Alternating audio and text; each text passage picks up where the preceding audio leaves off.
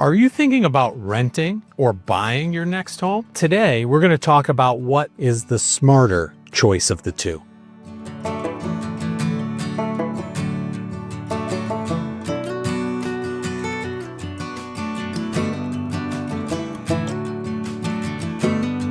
Hi, I'm Larry Sprung, and I get asked very often, should I be renting or should I be buying a home and thinking about it as an investment? So the short answer to the question is it really depends. It depends on you and your situation. But I have very strong feelings and feel like people have been conditioned to think that they must buy a home. And the world has changed. The world is much different than the one your parents and grandparents lived in. What do I mean by that? Well, when they were buying homes and it was the quote unquote American dream, they were buying a home in a neighborhood where they typically lived for 20, 30, 40 years, in many cases even longer than that. In addition, they worked not too far from their home at the same company for the same 20, 30, or 40 years.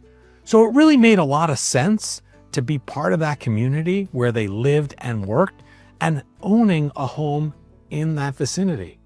But as you know, being in your 20s, things have changed. We're not living in the same home for 20, 30, 40 years in most cases. We're not staying at the same employer for 20, 30, 40 years.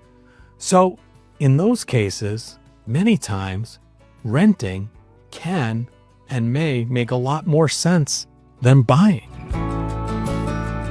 So one of the things we're seeing is millennials are choosing to be more agile over having the equity. Recently, I was reading about a high-earning millennial couple in San Diego who was earning about $225,000 a year that opted to rent a 4-bedroom house for almost $3,800 a month instead of committing to about $5,300 a month in a mortgage before taxes and insurance.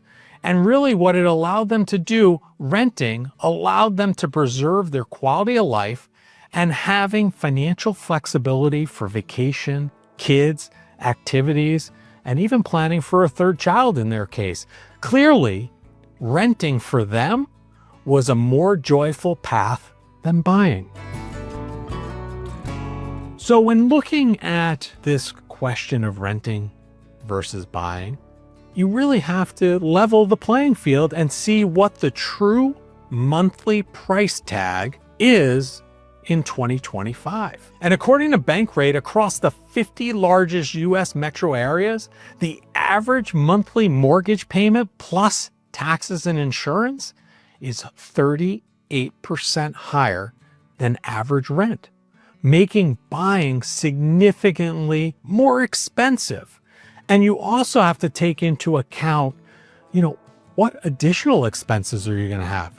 Things like water in the basement, things like an AC unit blowing up and needing to be replaced. It's not just the principal, interest, insurance, and taxes. It's about the upkeep of the home if you're an owner. And if you're a renter, then that's the landlord's responsibility. So you have to factor in those maintenance costs when you're looking at your total all-in costs of buying versus renting. As they often say, if not always say, when it comes to real estate, it comes down to location, and did I say location? When it comes down to renting versus buying, location matters too, because in certain areas, those gaps between renting and buying could be very close, or they could be very wide, depending. And at the end of the day, you have to do what's right for you. If you want that agility, you want that ability, renting may be a smarter option, especially if the cost is significantly higher for buying versus renting. It'll give you that freedom and flexibility that many are looking for. Now, let's be clear. I think we've been educated to think that buying is the American dream. It may not be the dream that we all want.